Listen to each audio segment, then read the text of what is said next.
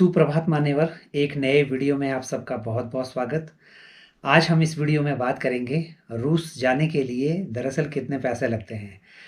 अभी फ़िलहाल मैंने पीछे वीडियो बनाए थे वीज़ा पे, रशियन वीज़ा कैसे मिलता है और कितने तरह के वीज़ाज़ होते हैं, और उसके बाद मैंने एक वीडियो बनाया था इमिग्रेशन पे कि रशिया का जो इमिग्रेशन है वो किस तरह का है। आप में से जिन्होंने वो वीडियो नहीं देखे हैं, आप ज़रूर उनको देखिएगा। अगर आप रशिया जाना चाहते हैं तो आपके लिए सच में बहुत फ़ायदेमंद होने वाले हैं।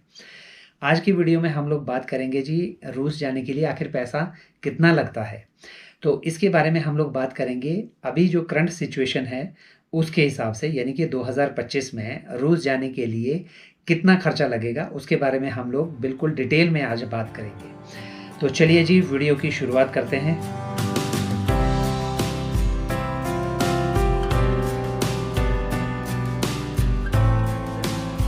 सबसे पहले बात करते हैं जी, जो सीज़न आने वाला है ख़ास करके सितंबर में, यानी कि नेक्स्ट मंथ, वो जो सीज़न है वो रूस में एक बड़ा ही अलग तरह का सीज़न रहता है, ख़ास करके टूरिज़्म के लिए। और इसके साथ-साथ वहाँ पे नए सेशन स्टार्ट होते हैं यूनिवर्सिटीज़ में और स्कूल्स में। यानी कि जो स्कूल हैं उनके, यूनिवर्सिटीज़ हैं, वो समर वेकेशन के बाद दोबारा से 1 सितंबर से खुलती है। आप जानते हैं मेडिकल की पढ़ाई के लिए बहुत सारे भारतीय बच्चे भी रूस जाते हैं। तो अभी सितंबर में वो सारे के सारे बच्चे जो है भारत से रूस जाते हैं, जिस वजह से जो फ़्लाइट्स वगैरह हैं वो महंगी हो जाती हैं। और दूसरा, टूरिज़्म के लिए ये सबसे बेस्ट महीना क्यों कहा जाता है, क्योंकि सितंबर में यहाँ पे जो पेड़ पौधे हैं वो येलो होने शुरू हो जाते हैं और एक ज़बरदस्त जो है लुक आता है शहर का।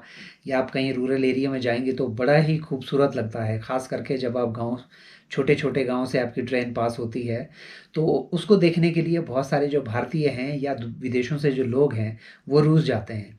तो सितंबर और अक्टूबर का जो महीना होता है वो रूस में सच में बहुत खूबसूरत माना जाता है। सबसे पहले जी बात आती है, जब भी आप यात्रा की शुरुआत करते हैं तो सबसे पहला जो खर्चा होता है आपका वो होता है वीज़ा का। रशिया जाने के लिए अब वीज़ा के जो हैं बहुत सारे ऑप्शंस हैं, वो मैंने पिछले वीडियो में एक्सप्लेन किए हैं। उनमें से आज हम सबसे जो सस्ता ऑप्शन है और सबसे जो इजी ऑप्शन है उसको एग्जांपल के तौर पर लेंगे, वो है रशिया का e visa, tourist e visa. इस वीज़ा को आप खुद ही अप्लाई कर सकते हैं अपने घर से, जिसके लिए किसी तरह के कोई डॉक्यूमेंटेशन, होटल बुकिंग, किसी तरह का इनविटेशन लेटर की ज़रूरत नहीं होती है। और ये वीज़ा जो है 4 वर्किंग डेज़ में आपको आपके मेल आईडी पे एक सॉफ्ट कॉपी के रूप में दे दिया जाता है। अब वीज़ा की जो फ़ीस है जी, लगभग 4300 रुपये इसकी फ़ीस है। लेकिन क्योंकि रशिया के ऊपर सैंक्शन लगी हुई हैं तो वो एक चाइनीज़ गेटवे जो है, पेमेंट गेटवे अभी यूज़ करता है वीज़ा की फ़ीस के लिए। तो उसका जो कमीशन है वो लगभग $10 का है। तो आप मान के चलिए इसकी जो फ़ीस आती है वो लगभग 5200 रुपये आती है ई वीज़ा की, सारा खर्चा मिला के। अब वीज़ा आपको मिल गया है, अब इसके बाद में आपको तैयारी करनी है जी, वहाँ पहुँचना कैसे है। ज़ाहिर सी बात है, उसके लिए एक ऑप्शन है कि आप फ़्लाइट पकड़ेंगे। फ़्लाइट के जो है बहुत सारे ऑप्शन आपको मिलेंगे। उन ऑप्शंस में एक ऑप्शन होता है कि अगर आप डायरेक्ट फ़्लाई करते हैं मॉस्को के लिए, तो सिर्फ अभी एक ही डायरेक्ट एयरलाइन जो है रशिया के लिए चलती है, दिल्ली से मॉस्को के लिए। वो है वहाँ की जो नेशनल एयरलाइन है, एरोफ्लोट। लेकिन वो बहुत महंगी है। ये होता ही है बिज़नेस में, जब भी कोई अकेले हो, आसपास में कंपटीशन ना हो, तो वो पूरे मज़े लेता है बिज़नेस के। तो ठीक एरोफ्लोट के साथ भी कुछ ऐसा ही है। उनके यहाँ पे सवारी मिले ना मिले, लेकिन उन्होंने क्या किया हुआ है, जो प्राइसेस हैं वो बहुत ज़्यादा रखे हुए हैं। फॉर एग्जांपल, हम लोग जो है 18 सितंबर को जो है मॉस्को जा रहे हैं, तो देखते हैं उसकी जो टिकट आती है इस समय, वो आती है लगभग, अगर आप डायरेक्ट फ़्लाइट करते हैं एरोफ्लोट से, लगभग 80,000 रुपये की। और इस 80,000 रुपये की टिकट में सिर्फ आपका एक बैग अलाउड है। अगर आप दूसरा बैगेज लेते हैं तो 1 लाख रुपए की भी पार चली जाती है।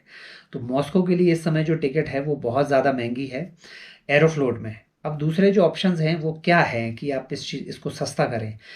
ऑप्शन ये है कि या तो आप मिडल ईस्ट होते हुए जाएं, जैसे कि आप एयर अरेबिया यूज़ कर सकते हैं, या फिर ओमान एयर यूज़ कर सकते हैं, या एमिरेट्स यूज़ कर सकते हैं, या एतिहाद यूज़ कर सकते हैं, या बहरीन की एक फ़्लाइट आती है वो यूज़ कर सकते हैं, गल्फ़ एयर, या एयर सऊदीया आप यूज़ कर सकते हैं। तो बहुत सारे मिडल ईस्ट की तरफ से एयरलाइन जो है आपको लेके जा सकती हैं, जिनका किराया लगभग 50,000 के आसपास आपको पड़ेगा। ये जो मैं किराए की बात कर रहा हूँ, ये दोनों तरफ का किराया होगा, यहाँ से मॉस्को और मॉस्को से दिल्ली की रिटर्न का।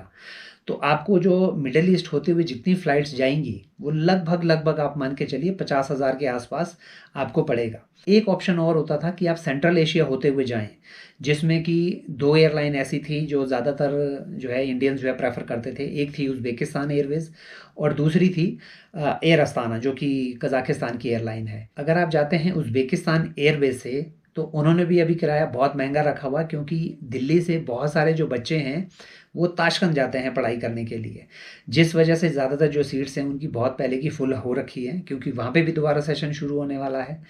तो उस वजह से जो टिकट्स हैं वो बहुत महंगी हैं। उज़्बेकिस्तान एयरवेज़ में भी आपकी जो टिकट होगी वो इस समय लगभग 50,000 से ऊपर ऊपर की रहेगी दोनों तरफ की। एयर अस्ताना जो है, जब से सैंक्शन लगी एयर एशिया के ऊपर, वो जा नहीं रही है। वो सिर्फ दिल्ली से आपको अलमाटी या अस्ताना तक लेके जा सकती है। वैसे अस्ताना की डायरेक्ट फ़्लाइट नहीं है, यहाँ से सिर्फ आपको अलमाटी की मिलेगी, जो कि बहुत ज़्यादा महंगी है। तो अभी जो ऑप्शन आपके पास बचता है कि फिर ऐसा कौन सा ऑप्शन है कि जिसमें हम सस्ते में जाएं। एक ऑप्शन है, वो है जी अज़रबैजान होते हुए, बाकू होते हुए। जो अज़रबैजान एयरवेज़ है उसकी जो टिकट है लगभग 36,000 के आसपास में अभी आपको मिल जाएगी। कुछ दिन पहले ये 33,000 रुपये तक की भी थी। अभी आप ये सोचेंगे कि इन सारी एयरलाइन के बारे में हम कैसे पता करेंगे किस में कितना किराया है। तो उसके लिए मैं आपको एक तरीका बताता हूँ। बहुत सारे लोग हालांकि इस तरीके को जानते हैं कि आप कोई भी ऐसी वेबसाइट ढूंढिए जो फेयर को कंपेयर करती हों। जैसे कि भारत में बहुत ज़्यादा फेमस है skyscanner.com। ये एक ऐसी वेबसाइट है जो अलग अलग तरह की जो OTAs हैं उनके फेयर को कंपेयर करती है और फिर आपके सामने रख देती है जो भी सस्ता होगा लाइन वाइज। अब मैं आपको बताता हूँ, OTAs के भी अलग अलग तरह के जो है फेयर होते हैं। सेम फ्लाइट के, फ्लाइट वही रहेगी लेकिन हर OTA पे अलग अलग होगी। फॉर एग्जांपल किसी एक OTA पे जो प्राइस होगा वो होगा मान लीजिए 30,000 रुपये, किसी पे 35,000 रुपये, किसी पे 36,000, किसी पे 37,000। तो उसमें से आपको ढूंढना है कि कौन सी वाली जो फ़्लाइट है ये आपके लिए बेनिफिशियल रहेगी। अनफॉर्चुनेटली क्योंकि स्काई स्कैनर अभी सेंक्शंस की वजह से काम नहीं कर रहा है, तो उसकी जगह पे कयाक है, वो भी काम नहीं कर रहा है। तो एक बेस्ट ऑप्शन मैं आपको बता सकता हूँ, वो है वीगो, WEGO, vigo.co.in। ये मतलब इंडियन डोमेन है उनका। वैसे vigo.com इनका ये जो है फुल वेबसाइट है। तो आप इस पे भी सर्च कर सकते हैं। ये भी फेयर को कंपेयर करके बताता है। लेकिन एक और डोमेन है, ज़्यादातर जो लोग हैं वो इनको उसको नहीं जानते हैं। अगर आप कभी भी सेंट्रल एशिया या रशिया के लिए टिकट बुक करना चाहते हैं, वो सबसे बेस्ट है। वो है aviasales.in। aviasales.in पे आपको इंडियन रुपीज़ में फ़्लाइट के बहुत ही चीपेस्ट प्राइस आपको देखने को मिलेंगे। सेम ये भी स्काई स्कैनर या वीगो की तरह प्राइसेस को कंपेयर करती हैं, लेकिन इसमें ज़्यादातर जो OTAs हैं वो रशिया के हैं या फिर सेंट्रल एशिया के हैं या बाहर के हैं। इसमें इंडियन भी आपको मिलेंगे लेकिन ज़्यादातर बाहर के मिलेंगे, तो आपको एक अच्छा बेनिफिट वहाँ पे हो सकता है। फ़िलहाल इस पे भी अभी जो बेस्ट ऑप्शन आ रहा है वो अज़रबैजान एयरवेज़ का आ रहा है। तो मान के चलते हैं जी लगभग 37,000 रुपये जो अभी खर्चा है वो आपका आएगा जी फ़्लाइट का। अब फ़्लाइट पकड़ के आप पहुंच गए जी मॉस्को। अब मॉस्को जाते ही सबसे पहले तो आपको अपने रहने का इंतज़ाम करना है। अब रहने के लिए आपके पास में 2 ऑप्शन हो सकते हैं। तो आज हम बात करेंगे कम प्राइसेस में कैसे आप वहाँ पे घूम सकते हैं। तो इसके लिए एक बेस्ट ऑप्शन हो सकता है, अगर आप अकेले हैं, हॉस्टल, जो कि रूस में आपको यानी कि मॉस्को में आपको 300 रुपये से शुरू हो जाते हैं। अगर आप रुकते हैं जी किसी होटल में, होटल में भी जो प्राइसेस हैं वो ज़्यादा नहीं हैं। मॉस्को में जो होटल हैं जी वो भी आपको 1100 या 1200 रुपये से शुरू हो जाते हैं। फिर डिपेंड करता है कि आपको कैसा चाहिए। लेकिन क्योंकि जो रशिया है वो वहाँ पे जो होटल्स होते हैं वो ज़्यादातर जो है साफ़ सुथरे रहते हैं, किसी तरह का कोई समस्या नहीं रहती। आप एक नॉर्मल से नॉर्मल होटल में भी जाइए, वो भी आपको अच्छा लगने लगेगा। लेकिन फिर भी अगर आप ज़्यादा पैसा खर्च कर सकते हैं तो फिर आप 5,000, 6,000, 20,000 तक भी वन नाइट का दे सकते हैं। लेकिन 1100-1200 रुपये से होटल आपके शुरू हो जाते हैं। अब होटल के लिए कैसे आप ढूंढेंगे, कहाँ बुक करेंगे, इसके लिए भी एक पंगा है। पहले हम लोग जो बुक करते थे वो बुक करते थे जैसे मान लीजिए booking.com पे। ऐसी वेबसाइट्स जो खास करके US की हैं या फिर यूरोप की हैं, वो सैंक्शंस की वजह से अभी बंद है। वो रशिया के लिए दिखाती ही नहीं है होटल्स भी। तो इसके लिए आपको क्या करना पड़ेगा, इसके लिए जो मैंने आपको अभी थोड़ी देर पहले बताया था आविया सेल्स, उसमें 2 ऑप्शन आते हैं, होटल बुकिंग का भी आता है और फ्लाइट बुकिंग का भी आता है। वहाँ से आप बुक कर सकते हैं क्योंकि वो इनकी अपनी वेबसाइट है। तो आप उससे अगर बुक करते हैं वो इंडियन रुपीज़ में दिखाएगा और बहुत तरह के आपको ऑप्शन दिखाएगा, वहाँ से आप बुक कर लीजिएगा। और पेमेंट आपको जो है चाहें तो आप ऑनलाइन कर सकते हैं, लेकिन ज़्यादातर केसेस में आपको प्रॉपर्टी पे जाके ही पे करना होता है, तो ऐसी कोई समस्या है नहीं। तो अभी हम फ़िलहाल एक मान के लेके चलते हैं कि ज़्यादातर जो लोग हैं वो 10 से 15 दिन का ट्रैवल पे जाते हैं। तो अगर मान लीजिए 15 दिन के लिए आप जाते हैं और एक हॉस्टल बुक करते हैं, मान लीजिए रूम लेना चाहते हैं, क्योंकि हॉस्टल में जो क्या होता है बंक बेड्स होते हैं, वो कई बार 6 भी होते हैं, 4 भी होते हैं, 8 भी होते हैं, कई बार 10 भी होते हैं। तो अगर आप चाहते हैं कि नहीं नहीं मुझे अकेले रूम में रहना पसंद है, तो आप लगभग 11 या 1200 रुपये दे के आप अगर 15 दिन के लिए रुकते हैं तो आप मान के चलिए लगभग 18,000 रुपये आपको पे करना पड़ेगा। तो मान के चलते हैं जी, अगर आप हॉस्टल में रुकते हैं तो आपको 6,000 रुपये पे करना है। इसके बाद आता है जी वहाँ पे खाना।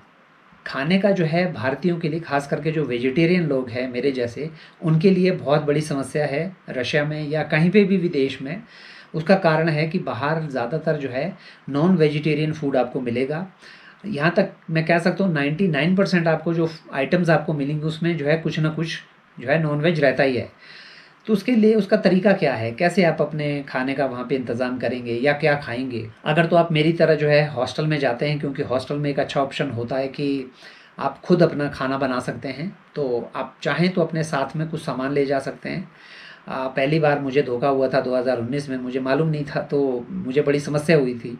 हालांकि मैं वहाँ पे अपने दोस्तों के घर रुका था तो उन्होंने मेरी मदद की थी, लेकिन उसके बाद जब मैं गया तो मुझे पता चल गया कि वहाँ पे क्या चीज़ मुझे इंडिया से लेके जानी है। अगर आपके पास में सफिशेंट स्पेस है बैग में, आपकी एयरलाइन अलाउ करती है, तो आप अपने साथ में थोड़ा सा सामान लेके जाइएगा। जैसे नूडल्स वगैरह जो हैं हमारे यहाँ पे काम चलाऊ, ये साथ में लेके जाइएगा। कोई स्नैक्स लेके जाइएगा, कोई नमकीन हो गया, बिस्किट हो गया। यहाँ के वहाँ के तो आपको बिस्कुट भी पसंद नहीं आएंगे, ये भी मैं आपको बता देता हूँ। वो आपको बड़े अजीब लगेंगे। वहाँ की नूडल आपको बहुत बेकार लगेगी, मैंने खुद खाई है, नहीं खा सकते।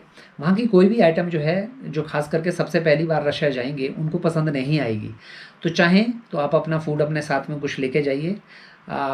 चावल वहाँ पे मिल जाते हैं, या फिर आटा वहाँ पे नहीं मिलता है, मिलता भी है तो बड़ा दूसरा टाइप का मिलता है, वो आपको पसंद नहीं आएगा।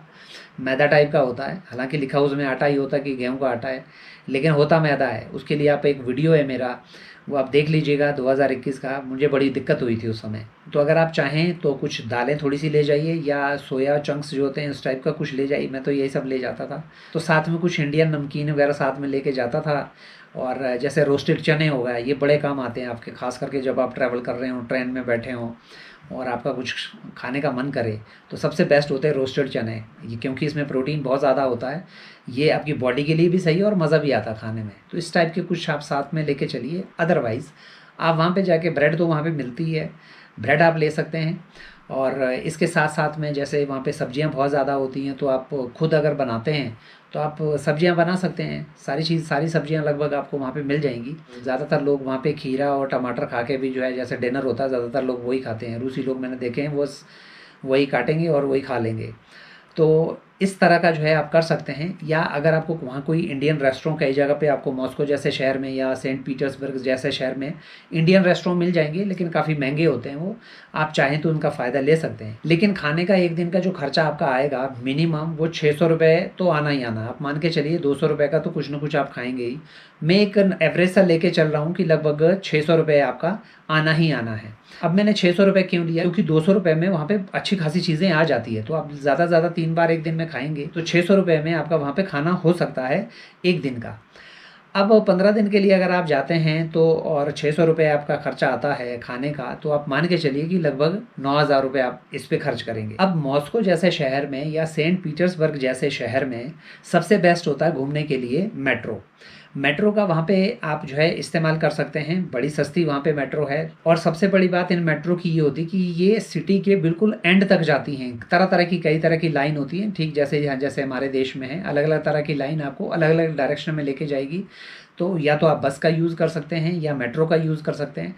टैक्सीज़ अगर आप इस्तेमाल करेंगे इन शहरों में तो बहुत ज़्यादा महंगी हैं, मैं रेकमेंड नहीं करूँगा। और दूसरी बात है कि टैक्सीज़ जो है, जैसा आप भी जानते हैं कि ट्रैफिक जैम तो हर जगह रहता ही है, तो आपके लिए समस्या हो सकती है। और अगर आप चाहें तो आप मेट्रो का इस्तेमाल कर सकते हैं।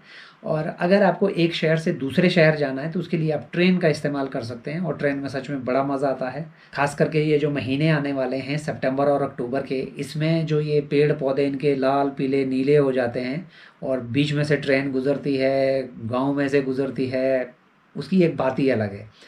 रशिया में जो ट्रेन है वो भारत से महंगी है, लेकिन फिर भी हम एवरेज मान के चलते हैं कि एक दिन में आप 1000 रुपये ट्रांसपोर्ट पे खर्च करेंगे, क्योंकि जब तक आप शहर में होंगे तब तक तो मेट्रो में आपको 70-80 रुपये का जो कार्ड आता है, जो राइड का खर्चा होगा वो 70-80 रुपये एक राइड का होगा।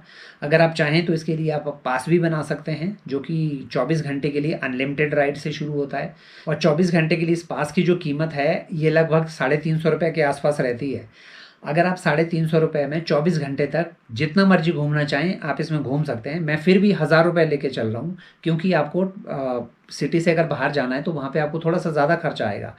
15 दिन के लिए 15,000 रुपये मैंने इसके रख लिए कि चलो आपके 1000 रुपये पर डे जो है आप ट्रांसपोर्ट पे भी खर्च कर रहे हैं, तो 15 दिन का हो गया जी आपका 15,000। इसके बाद थोड़ा सा खर्चा जो है लगभग 1000 रुपये पर डे का मैं एक्स्ट्रा लेके चलता हूँ। हालांकि सारे जो खर्चे हैं वो कवर हो गए आपके, आपका रहना खाना पीना ट्रांसपोर्ट सब कवर हो गया, लेकिन मैं एक तरह का एक्स्ट्रा रखता हूँ जी। 1000 रुपये पर डे आप और एक्स्ट्रा खर्च करेंगे तो 15 दिन के हो गए जी 15,000 रुपये।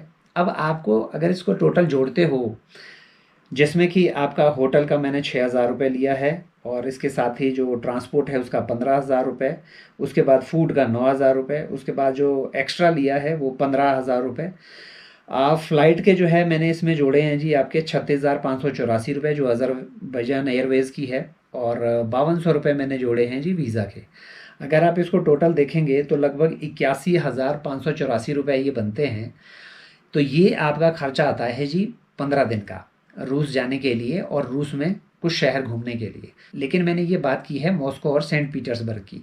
अगर आप इससे छोटे शहरों में जाएंगे तो थोड़ा सा आपको और जो है सस्ता पड़ेगा। मान के चलिए कि आप 80,000 के आसपास में आप 15 दिन रशिया में घूम सकते हैं, जिसमें आपके सारे खर्चे शामिल हैं। बस एक चीज़ आपको लास्ट में ध्यान रखनी है जी, इस समय रूस जाने के लिए हमारे जो भारतीय कार्ड हैं वो वहाँ पे काम नहीं करते हैं सैंक्शंस की वजह से।